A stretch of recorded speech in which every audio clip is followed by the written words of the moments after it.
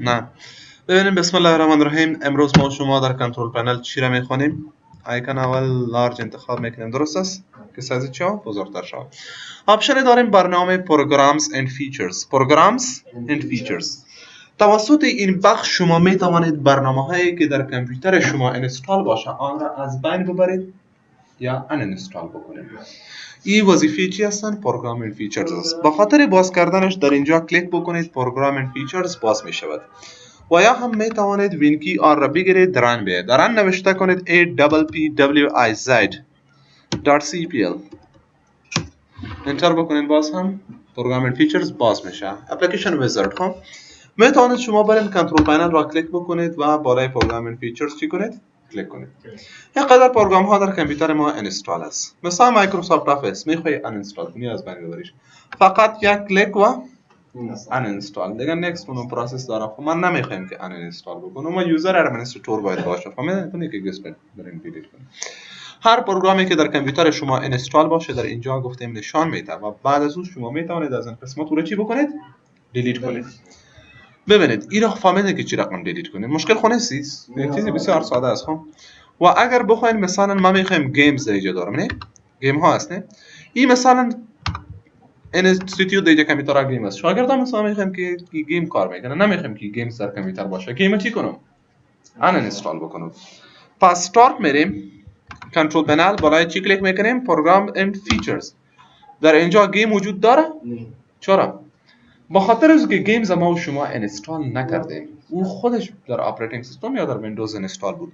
پس شما برین بالای چی کلیک کنین؟ تورن ویندوز فیچر آن اور آف، یعنی بخشای ویندوز شما آن و یا آف بسازین توسط از این آپشن. برین بالای اسی کلیک کنید. وقتی که ای را کلیک کردین منتظر باشین. چیزهایی که همراه ویندوز انستال است اینی موضوعات هستند. خب اینا گیمز است، ان چکش کن. یا اگر یک دانه را میکنیم و برو در اینجا یک غیر فعال کو صحیح است. ما میخوایم که در عموم هیچ گیمی نباشه، پس از این خاطر کلش غیر فعال میکنم و یک اوکی. پلیز ویت، مهربانی بکنید انتظار بکشید تا هم گیم چی بکنه از کامپیوتر ریموو کنه برایتان. مکمل ریموو باز انستال میشه دوباره از سر.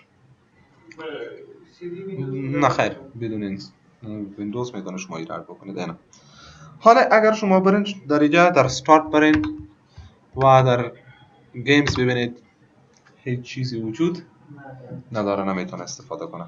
با همین شکل اینترنت اکسپلورر، ویندوز میدیا پلیر، این بخشایی که همراه ویندوز انستال میشه شما میتونید از ویندوز فیچر آن اور آف چی بکنید؟ آن را غیر فعال و فعال بکنید. درست است؟ و وظیفه پروگرامز اند فیچرز بود در اینجا. چک مارکش ببینید. نه فعلا اینترنت اکسپلورر وجود داره. مثلا در اول که کامپیوتر اینستال کنین این براوزر فایرفاکس و کروم اینا نمیباشه هستن.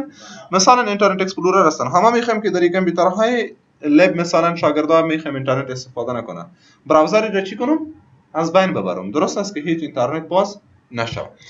پس استارت میریم کنترل پنل. ببین اینترنت اکسپلورر در اینجا هستن. در حال پروگرام میریم در این قسمت ببینیم یعنی هست یا نیست. ما میرم کنترل پنل، بالای چی کلیک میکنم؟ پروگرامز اند فیچرز. پروگرامز اند فیچرز و بعد از او بالای بخش چی کلیک میکنم؟ ویندوز فیچر آن اور آف. اینترنت اکسپلورر غیر فعالش میکنم. یس اوکی. حالا اینترنت اکسپلورر از کامپیوتر ما ان انستال میشه.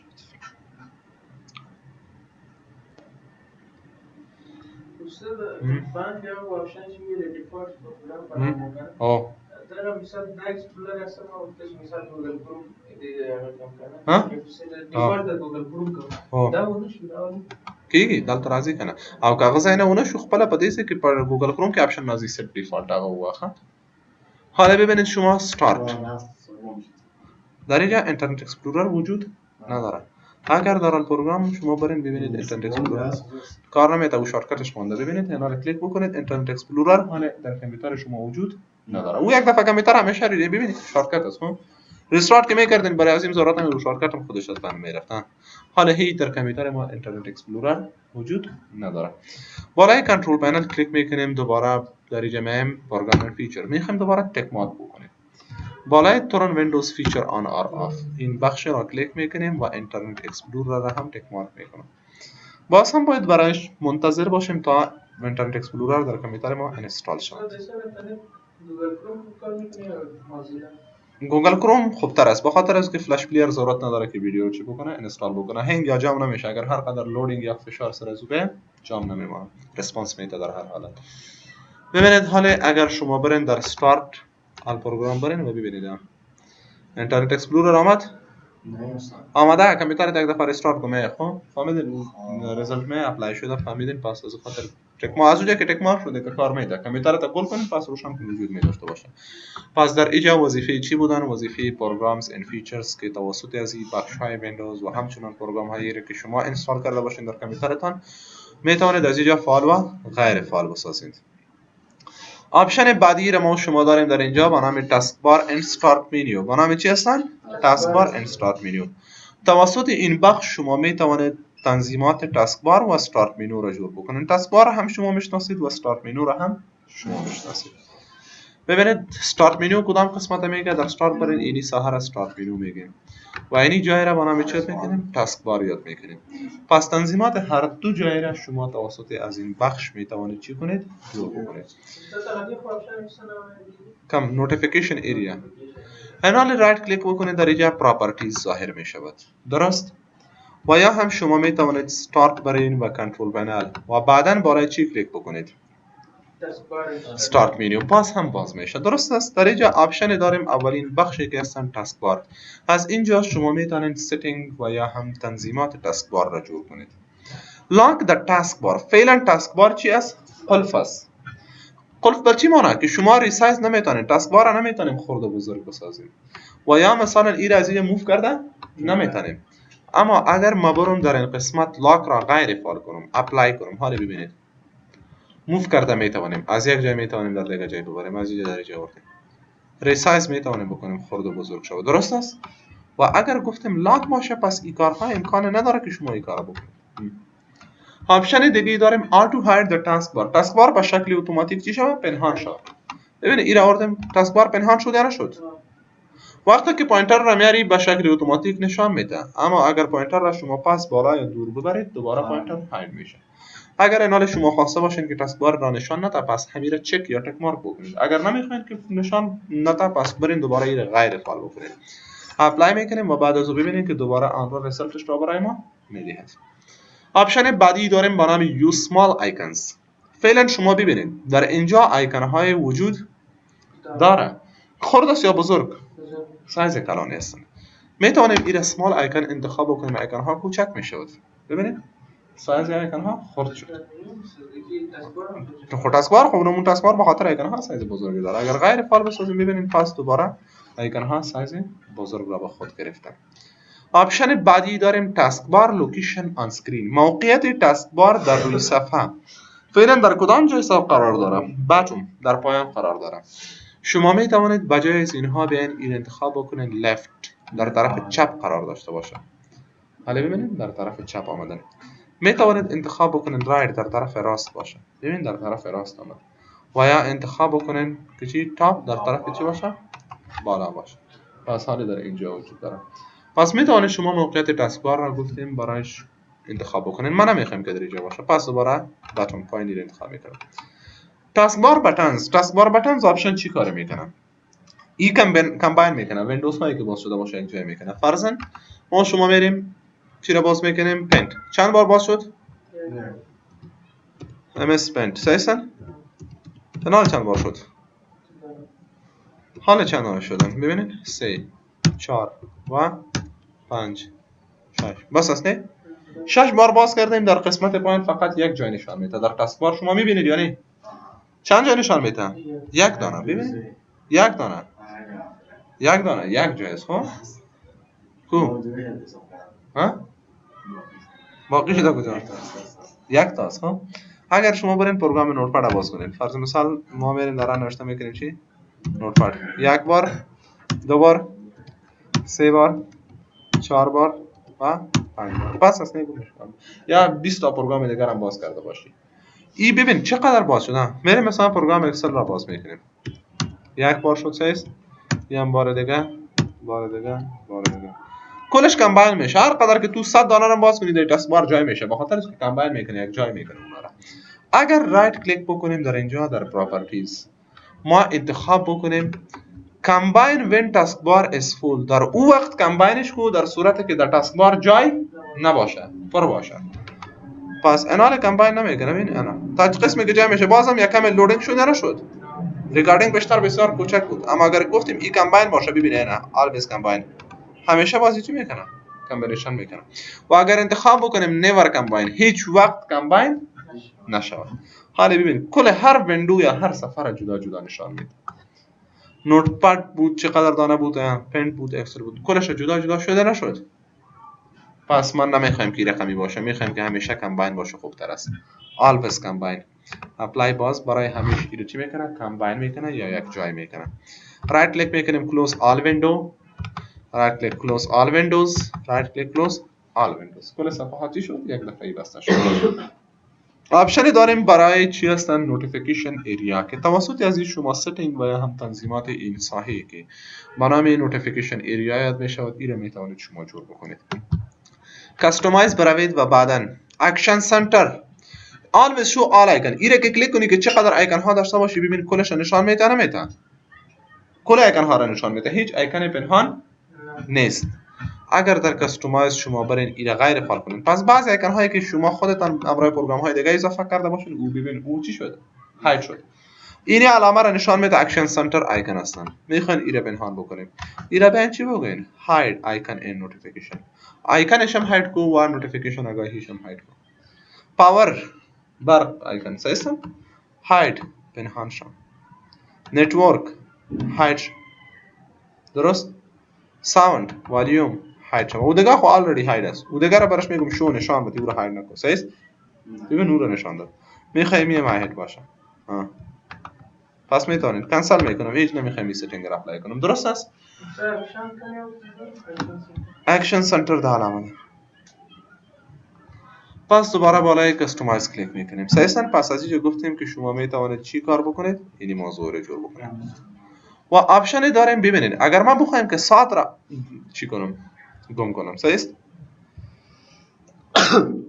پس در اینجا ساعت وجود نداره. خب شما میتوانید برین تورن سیستم آن ایکن از اینجا برین نه کلاک اکشن سنتر والیوم نتورک این ایکن ها سیستم هستن. فهمیدید؟ میتونید شما برین کلاک آف کنید. ببین ساعت پنهان شده نشد. پس دوباره میگم که نه خیر آن باشه. صحیح است؟ یه زوج والیوم نتورک کلش میتونید جور بکنید.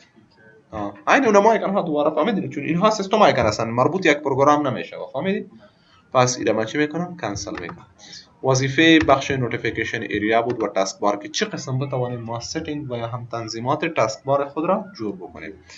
و این قسمت را که شما میبینید اینها را به نام استارت مینیو باید میکنیم. میتوانیم ما را کلیک بکنیم در اینجا پراپرتیز بریم. درست است؟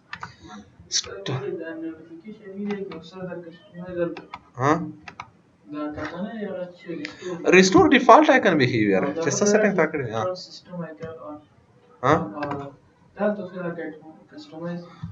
دلخواه جوړ کا بیرته بیک دا کنه یا چه کلیک که بیک ترازی بر کلیک که بیرته ترازی. ها و آپشن گفتیم داریم با نام چی هستن؟ استارت مینیو که توسط از این بخش شما می توانید تنظیمات چی را جور بکنید؟ استارت مینیو را جور کنید. در استارت مینیو اولین چیزی که هستن شات داون است. نه در این چیز شات داون است. اگر شما برید بجای از شات داون انتخاب کنید لاک، حالا در اونجا شات داون نشان نمیده، لاک نشان میده. شات داون بازارینی طرفش باز ببینید. صحیح است؟ انا بجای اول باتن چی هستن؟ لاک شد. میتونید شما رو تبدیل کنید شات داون انتخاب کنید. نه باز ببینید درجه چی میباشه؟ شات داون. پس هر آپشنی که شما انتخاب میکنید میتونید انتخاب بکنید. Store and display recently open programs in the start menu. Store and display recently open items in the start menu. این آپشن مهمی هستن. خب وقتی که شما از بران یک چیز را باز کنید کلش در اینجا یادداشت میشه، نمیشه که این چیزها را شما باز کنید. یادداشت شدنه. و یا مثلا گفتیم اگر کدام پروگرامی را شما باز کنید باز کرده باشین در اینجا یادداشت میشه. یا در کامپیوترتون اگر کدام فایل یا تصویری را هم شما ببینید برایتون گفتیم که این متوجه باشین که یادداشت میشه. خب نه ریسن نوشته کنید تصاویری که با از دیده شده، فایل هایی که کار شده ببینید کلش برای ما نشه. این نیو بروشور مثلا این باز شده بود. درست است؟ دیگه چی باز شده بود کلش در اینجا برای ما نشان میده. اما این فایل ها را میخوایم هیچ وقت استور نکنه، نه در استارت مینو و نه در تاسک بار، در هر دو جای. درست است؟ اپلای میکنیم و اوکی. حالا اگر شما برین در اینجا بنید در استارت منیو هم وجود نداره، درن بروید و ببینید در اینجا هم چیزی نیست. در اینجا انال یادداشت هم نمیکنه، ها یادداشت هم نمیکنه. ریسنت هم برین نیست. انال کی آپشن ها غیر فعال شد، پس در هیچ جای چیز رو یادداشت نمیکنه که چی باز شده بالای چیزی کار شده. برق آمدن درست است. خب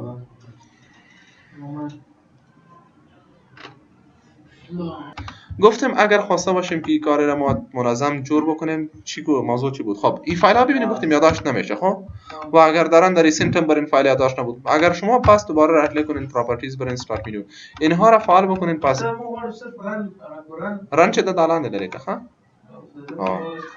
او کنه ها در تاسبار د پارم چې ویخه دې سکه می او پاس لري کنه نور پروګرام زونه نور چې مثلا ریسنت کې خلاص وي هغه او وارد اینا رو ببینید. شما از پروگرام ببینید هیچ چیز یادداشت نیست. شما میتونید برای نتیجه اینا رو که باز میکنین باز از سر باز یادداشت میشه. ویندوز می اپدیت باز کردیم صحیح. اوکی دیگه یادداشتش نمیارساس. نه ها یادداشت کدام یادداشت؟ همین که فیشر نه دیگه او خراب دیگه خلاص شد. ببین پنت نه یادداشت شد درن میری نه هیچ چیزی نیست. باز از هر چیزی نشته میتونی یادداشت میشه. دوباره رایت کلیک میکنیم پراپرتیز میریم استارت منیو. بعد از اون آپشن داریم به نام کاستومایز. کاستومایز به معنای دلخواه ساختن است. به نام چی هستن؟ دلخواه ساختن. از اینجا شما میتونید خود از استارت منیو اینی طرفش دلخواه بسازین. اون طرف شاید او رو فهمیدین چی است. این آپشن وجود داره در اینجا به نام چی هستن؟ کامپیوتر. آیکون شما کامپیوتر رو میبینید نه؟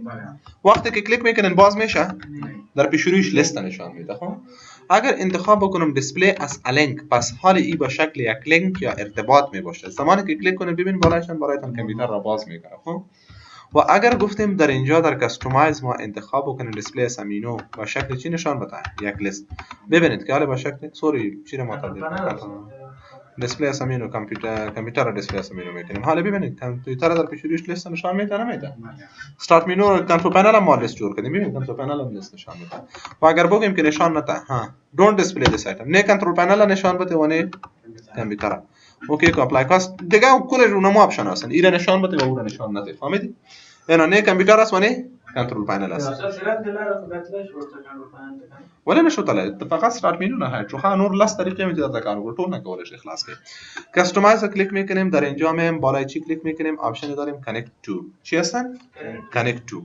اگر این فعال باشه اوکی بکنید اپلای. حالا ببینید در استارت کانکت تو رو نشان میده. اگر غیر فعال کنید پس نشان نمیده. کلش گفتم دیگه همونطور که پس امرا یک نتورک کانکشن شما جور میکنید درست است. آمده ببینید پس او هاید شد. کاستومایز هم دیفالت پروگرام نشان میده در اینجا درست است. دیگه نمیخوایم نشان بده است. دیوایس اند پرینتر نشان نده. هر دویش هست تانوز یا نیست. دیفالت هم هستن دیوایس اند پرینتر هم هست. اوکیش میکنم اپلای میکنم. نه دیفالت پروگرام است و نه دیوایس اند پرینتر است. خوب شد. کاستومایز را کلیک میکنیم براش میگیم که داکومنت نشان میده. خب میخوایم دونت دیسپلی نشان نده. دانلود آلردی دونت دیسپلی اگر دیسپلی کنی نشانش میده. ها این آپشن ها اون موسی آپشنی که در بالا است فهمیدین دیگه برای خود باشه هستن. آپشن داریم تا این قسمت ببینید. اینا نه دانلود نشان میده در بالا نه در اینجا داکومنت نشان میده. یک چیزی هستن به نام چی هستن کانتکست منیو. برای تاسک بار یا در استارت منیو یک چیز رایت کلیک کرده میتونیم یا نمیتونیم. میتونیم از اینجا ما را کش کنیم در روی صفحه برم. آورده تانستم نه؟ یا مثلا از اینجا ما هارسپارت شد لاین از اینجا کش میکنم در اینجا میبرم. یا شاید در باشه در استارت منیو. این خاص ببین آورده تانستم نه؟ یا مثلا کامپیوتر از اینجا کشش میکنم صحیح؟ کامپیوتر کردن. آورده تانستم یعنی میتونیم هم در استارت منیو یک چیز را ببریم و هم از جا ریموو کنیم. ما که پاس ریموو میکنی رایت کلیک و ریموو با پاس ریموو میشه نمیشه. رایت کلیک هم کرده میتونیم انتقال هم داده میتونیم. خب اما اگر شما برین در کاستومایز برش چی غیر فعال بکنید آپشن enable context menus dragging and dropping این آپشن را غیر فعال کنید. پس نه در استارت منیو برای یک چیز رایت کلیک کرده میتونید متوجه هستی و نه یک چیز را از پیشش برده میتونید و نه علاوه کرده میتونید. اوکی اپلای رایت کلیک نمیشه کشش کو اینجا امکان نداره فهمیدی که تو را کش کنی. یک چیز رو ببرده و جای نه فایرفاکس وقتی که بیارم در اینجا ببینید علامه restriction سر از اومده قید نمیشه با خاطر از که غیر فعال است آپشن از که شما او رو انتقال بدین و اگر در کاستومایز شما ببینید گفتیم او رو فعال کنید باز میشه. فیوریت منیو اگر فعال باشه نشانش میده اگر غیر فعال باشه نشانش نمیده. کلیکش کو اوکی کو ببینم حالا شما استارت بکنید فیوریت مینیو آمد این درجه فیوریت مینیو در تکست وقتی که در یک براوزر شما چیزی را به حیث فیوریت نشانی کنید فهمیدن اون درجه اداش میشه کاستماایز میریم ایره چی میکنم نمیخوایم باشه سیستم گیمز دونت دیسپلی گیم ها را نشان نده هلپ نشان نده سیستم هایلایت اینا رو باید میدونید هایلایت چیز خب شما برای نه هلپ نشان میده و نه گیم ها را نشان میده در آل پروگرام برین ببینید اینی کامتیشا برنگ زرد است یا نیست کامتیشا برنگ زرد هایلایت شده هر پروگرامی که شما جدیدن اینستال بکنید تا وقتی که شما را استفاده نکنید او برنگ چی میباشه زرد میباشه هایلایت میشه خب چون این جدیدن این چیزها اینستال شده از خاطر کل از دیگهش استفاده شده این یک کامتیشا استفاده نشده در بعضی چیزهایش هستن اما اگر کاستماایز شما برین هایلایت لیمری اینستال پروگرام این را غیر فعال کنید اوکیش کن حالا برین هیچ چیز برنگ زرد نشانی هست نبود نه باز میریم در کاستماایز آپشن بعدی داریم با نام چی هستن هم گروپ نشان بده و نشان نده میوزیک دونت دیسپلی نتا نشان درست است نتورک اگر فعال بکنید نشان میده اگر غیر فعال کنید نشان نمیده اوکیش میکنم اپلای میکنم ببین اینا چی بود چی را گم کردیم میوزیک بود نه گم شد یک چیز دیگه ماندن ببین ما پوینتر را در اینجا میارم دایرکتلی باز میشه مینیو پیش از اینکه کلیک کنم ببین مستقیم پوینتر را که شما در اینجا میمانید او چی میشه باز میشه اما اگر شما برین در کاستماایز در این قسمت پایینی بیاین open sub menus when I pass them with my mouse pointer این غیر فعال کنید حالا که این غیر فعال کنید پوینتر را بیار دیجا تا که کلیک نکنی امکان نداره ای چی شود باز شود وقتی که کلیک کردی باز چی میشه باز میشه کاستماایز میم در پوینتر موتور میم دیگه آپشن های زیاد دیگه هم هست خب فقط دیگه شو قدر ضروری نیست نه اوپن سر میبینید پرسونال فولدر نشان میده نه سامی همین یک پرسونال فولدر است وقتی که غیر فعال کنی پرسونال فولدر نشان نمیده پیکچرز تصاویر نشان میده نه پیکچرز دونت دیسپلی اینم نشان نده ریسنت بخشی را که استفاده کرده باشیم یاد نشان بده نه نمیخواد نشان بده سیستم ریکارد تی وی دونت نشان نده سیستم رن کماند رن را نشان میده ببین غیر فعالش کن نشانش نمیده سرچ فهمید سرچ بکنه یا نکنه سرچ ویت پابلیک فولدر سرچ بکنه درست است سرچ پروگرام اند کنترل پنل هم سرچ بخشایش سرچ بکنه سرچ آل پروگرامز منیو باینینگ فهمید کل در آل پروگرام که چیزا سورم سرچ کنه سرچ بکنه درست است باشه سیستم سیستم ادمنستریتیو تولز را نشان نمیده میخوام که نه باشه درست است سیستم لارج کنه برات میگم دونت دیسپلی دیس منیو ویدیو را نشان نده اینا رو برو سایدش اپلای وقتی که در جبهه هیچ چیزی در اینجا وجود نداره سیستم پس شما میخواین ریست بکنین رایت کلیک بکنید پراپرتیز برین بعد از پراپرتیز بالای استارت منیو کلیک میکنیم چی را کلیک میکنیم استارت منیو و بعد از کاستماایز یوز دیفالت کلیک کنین همه چیز در حالت قبلی میاد یک دانه هم جور کرده میتونه خب من کلش رو ریست کردم درست است پس همه چیز در حالت خودش آمد باز هم میریم بالای کاستماایز کلیک میکنم number of recent programs to display چقدر پروگرام ها را که مثلا شما باز کرده باشید از طریق رن یکیش فهمیدین و دیگه از طریق ازنی فهمیدین که چقدر 10 دانه یادداشت و چقدر 5 دانه نمیخوایم هیچ باشه 10 دانه درست است و دیگه آپشن داریم در اینجا گفتیم یوز لارج آیکن های بزرگ هستن در اینجا خب اگر شما بیاین ایره کوچک بسازین سایز استارت منیو بسیار بزرگ میشه و آیکن ها چی میشه کوچک میشه زیاد جای میشه و اگر گفتیم شما در کاستماایز برین اینها را انتخاب بکنید یوز لارج آیکنز پس سایز آیکن ها را به شکل بزرگ نشان میده بعد از اون بخش دیگه داریم تول بارز ما شما خواندیم یا نخواندیم خواندیم نه که آدرس بار را نشان بده لینک نشان بده تبلت پی سی بخش هستن که در قسمت پایین در این تاسک بار دیده میشه فهمیدین پس در اینجا رایت کلیک میکنیم اینا غیر فعال میکنیم میره در وقتی که رایت کلیک کردیم در اینجا کار شده فهمیدین پس در استارت منیو کنترل پنل وظیفه بخش چی بودن تاسک بار اند استارت منیو بودن و بعد از اون ببینین آپشن را که دیگه ما شما داریم چی هستن یک چند چیز دیگه در ایز اف اکسس سنتر در اینجا زیاد چیزا هستن خب کلش ما غرض نداریم فهمیدین یک چند چیزی که مربوط به ماوس و کیبورد میشه بالاش کار میکنیم بالا از همین کلیک میکنیم درست است باز شد در اینجا مگنیفایر و آن اسکرین کیبورد و زیاد چیزا رو گفتیم شما تنظیم کرده میتونه ما چند چیز مهم است برای ما مثلا این ماوس و کیبورد make the keyboard easier to use را کلیک کن همین کیبورد همین خود ماوسش هم در اینجا هستش فهمیدین آپشن داریم turn on mouse keys ایرا اگر شما فعال کنید فعلا شما میتونید توسط تکمه ها در کیبورد چی بکنید ماوس را حرکت بدین نمیشه اگر این آپشن را شما فعال بکنید و اپلای کردین، حال ببینید توسط تکمه های کیبورد ماوس چی میکنه؟ حرکت میکنه. ببین توسط نملاک کیز یا نمریک کیز فهمیدین؟ در طرف راست کیبورد نمبر کیز وجود داره، توسط از او چی میکنه؟ حرکت میکنه. سرعتش بسیار آهسته، خیلی با جورش میکنه. اینال ست اپ ماوس کیز اپلیکیشن میتونید تنظیمات شو بکنید. طوران آن ماوس کیز گفتم اگر فعال باشه خب ماوس حرکت میکنه، اگر غیر فعال باشه پس ماوس حرکت نمیکنه. Turn on mouse keys with the left alt, left shift and numlocks. Alt shift و numlock را بگیرین. ماوس گل شد. چی شد؟ گل شد. Alt shift و numlock را بگیرین. ماوس دوباره چی شد؟ فعال شد. شارتکتش کار میده خب؟ اما اگر شما برین ایده غیر فعال کنین، حال توسط شارتکت گل روشن نمیشه. Alt shift و numlock هم نه فعال میشه و نه غیر فعال میشه. پس ما که شارتکتش را غیر فعال کردم، اپلای میکنم. Alt Shift و نملاک را میگیرم، پس دوباره گل شد. باز Alt Shift نملاک را میگیرم، دوباره میتونم فعال. ببینید شارتکتش هستنی. Display a warning message when the turning a setting on. وقتی که یک setting را ما آن میکنیم، ببینید Alt Shift نملاک آفش میکنم، آنش میکنم. وقتی که آن میکنم مسیج می یا نمی نشان میده. در اینجا ببین صدا هم داره. اگر این غیر فعال کنین خوامی مسیج را نشان نمیده و اگر این غیر فعال کنید صدا را نشان نمیکنه. پس میخوایم باشه آردویش سپید اکسلریشن سپیدی چقدر باشه و سرعت خود ماوس نورمال پوینتر هر دویش فست میخوایم باشه. حالا ببینید پس سرعت وقتی شما بالای اکس موتورها را خب مثلا دواندنی درایوری کردید اکسلراتور را پرس میکنین، بعضی موتورها اصلا زودتر ریس میگیره خب و بعضیشان اصلا کمی وقت سر میگیره با سرعتش تیز میشه. مثلا عموما موتورهای اتومات اگر شما چی میکنین آهسته آهسته دیگه باز ریس میگیره. به همین شکل اکسلریشن وقتی که امیر کلیک کنیم زودتر سرعت میگیره. سرعتش چی میشه؟ زودتر سرعت میگیره. و اگر سلو باشه ببینید در اول باز بسیار با مشکل سرعت میگیره، باز پسان تیز میباشه ببین بسیار آهسته آهسته و بعداً باز چی میشه؟ تیز میشه. فهمیدین؟ و اگر این شما گفتم فست انتخاب کرده باشین زودتر میشه. فهمیدین؟ از اون اول تیزتر کنه.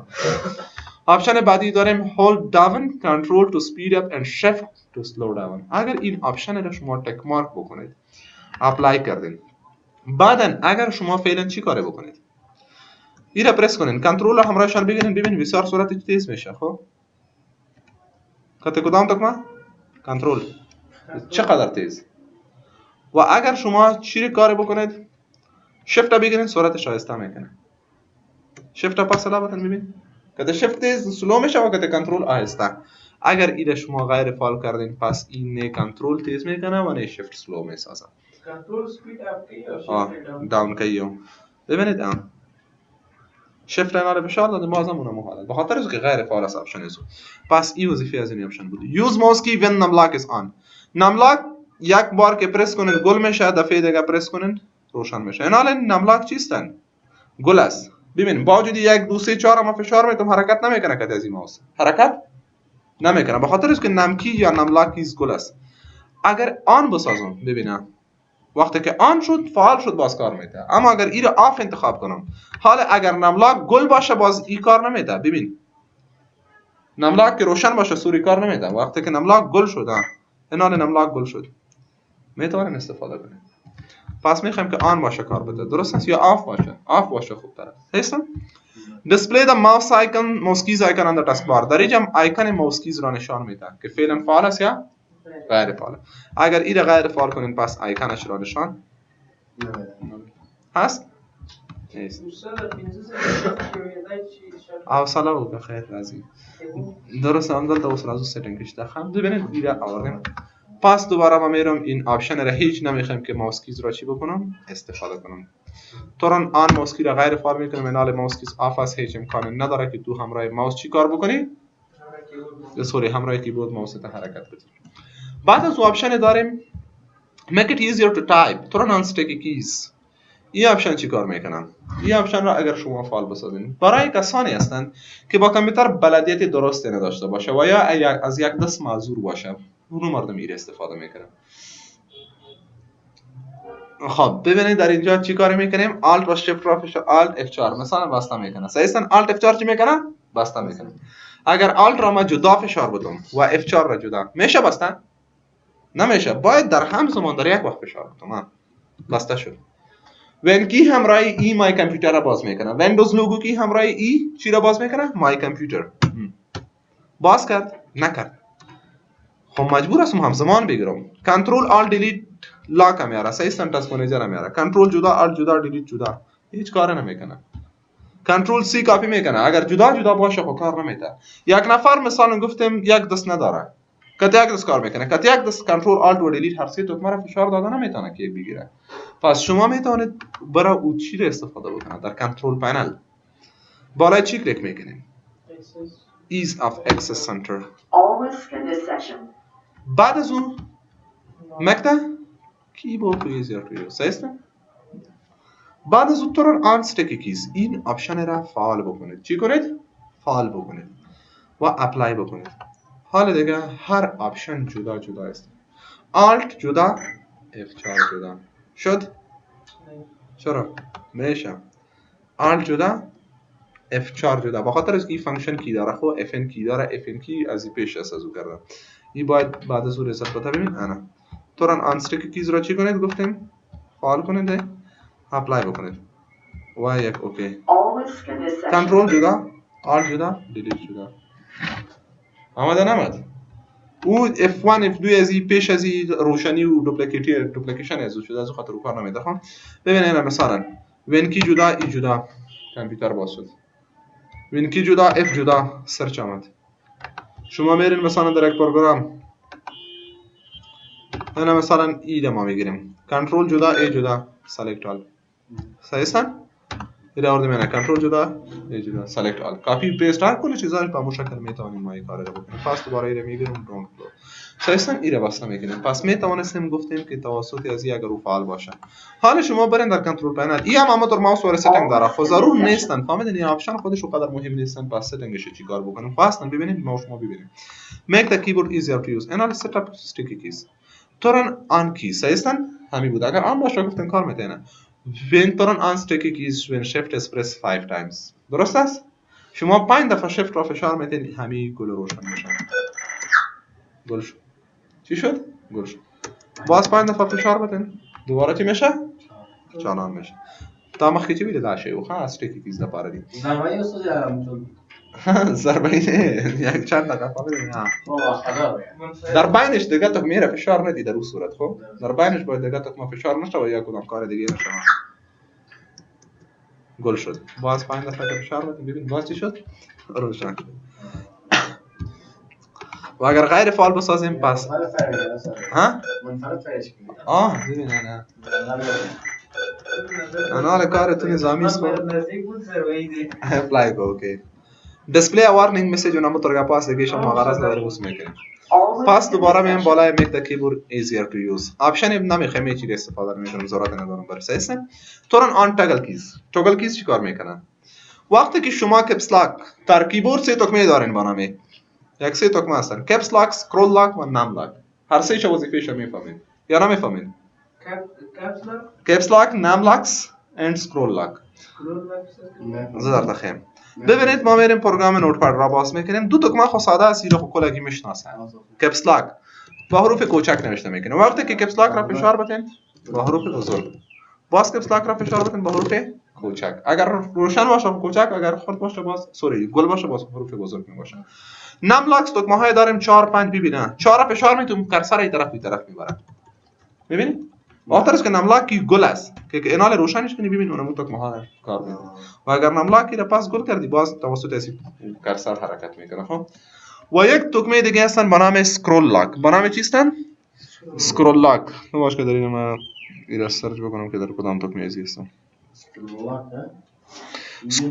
اسکرول لاک تکمه هستن خب که به خاطر چی استفاده می شود وقتی که شما اونمو تکمه ها را باز فشار میتین اینا رو براتون در کامپیوتر شما نشان میدم در این کیبورد از این اسکرول لاک وجود نداره خب اصلا در او است در اینجا داره در اینجا هم شاید باشه اسکرول لاک البته ده تصور که بدی زکی دیو بٹن ده اون اسکرول لاک اگر فعال باشه ببین خلاص وظیفه‌شه براتون بگم اینا رو باز رو براتون عملی شما ببینید اینا قسمت آمدیم سه هستن وقتی که شما مثلا انال چی کار میکنید این تکمه را آوردین سایستن پایین تر میین سایستن پایین که من کرسر پایین می یا نمی می خب اگر سکرول لاک آف باشه باز کرسر پایین می و اگر سکرول لاک آن باشه باز کرسر پایین نمی مکمل همین سکرول بار را توسط از همین دکمه ها پایین تر و بالا میبره خب اونو کار رو میکنه.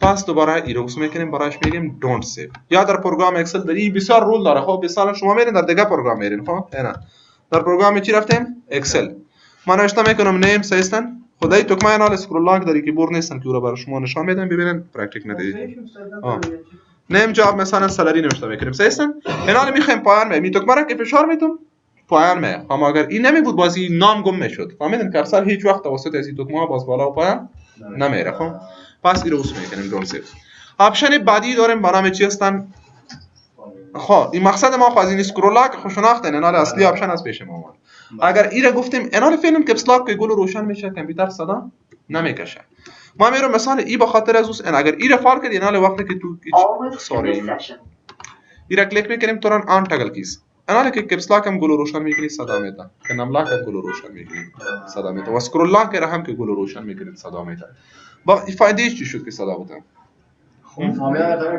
آفرین با خاطر که مثلا فکرت نمیباشه یک دفعه یک دست در تایپینگ که کپس لاک میخوره سیستم کار میکنید کله هر بزرگ اما اگر اون فعال باشه باز نوتیفیکیشن آگاهی شده میتونه که هستن یا نه او انال مربوط شما میده صدا بده نه فهمیدین نام لاک 5 ثانیه فشار بدین همین آپشن گل میشه و پس روشن میشه فهمیدین چی را 5 ثانیه نام لاک آپشن بعدی داریم تورن آن فیلتر کیز تورن آن فیلتر کیز ای چی کار میکنه تورن آن فیلتر کیز ببینید ای کیبورد را قید میکنه کیبورد چی میکنه قید میکنه چی رقم کیبورد قید میکنه ما میرم در اینجا نوشته میکنم چی میکنم نوشته سیستم نوشته میشه نمیشه میشه اما اگر این ما فعال بسازم کیبورد قید میشه اپلای کنید و برین در اینجا انال اول فشار کرد که یه چیز دیگه انال رن نمیه متوجه هستی کار نمیده خب چون کیبورد کار نمیده در ال پروگرام اگر شما برین مثلا اکسسوریز بین نوتپد در اینجا نوشته کنم کیبورد قید شد کیبورد قید نشد این متوجه باشین کسر نگوین که کیبورد قید میکنه غلط است کیبورد قید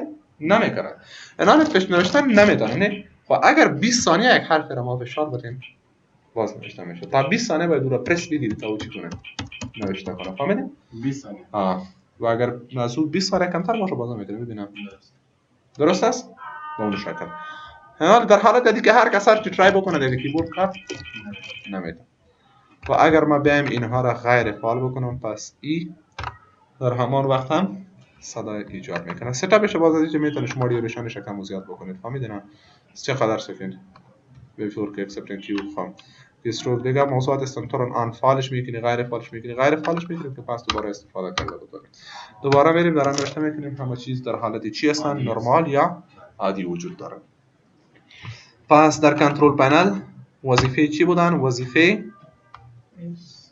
ایز اف اکسس سنتر کلش نبود در ایز اف اکسس سنتر تنظیمات ماوس و تنظیمات چی کیبورد را کار کردیم میرا خواندیم که لارد ایکون پورت ایکون میشه و دیگر چیزای در اینجا یعنی آپشن های زیاد هستن مثلا آن اسکرین کیبورد میری سیستن آمد و یه چیز ساده است وزارت به خواندن نداره که ما شما برای اینجا کار کنیم دایرکت شما میتونید درن نوشته کنید او اس کی انتر بکنیم برایتون آن اسکرین کیبورد او اس کی آن اسکرین کیبورد خب از اینجا و یا میتونید استارت مینو باز برین از برای از سیتینگ شو جور کرده میتونید باز فردا ان شاء الله ما شما در کنترل پنل درس بعدی را ادامه میدیم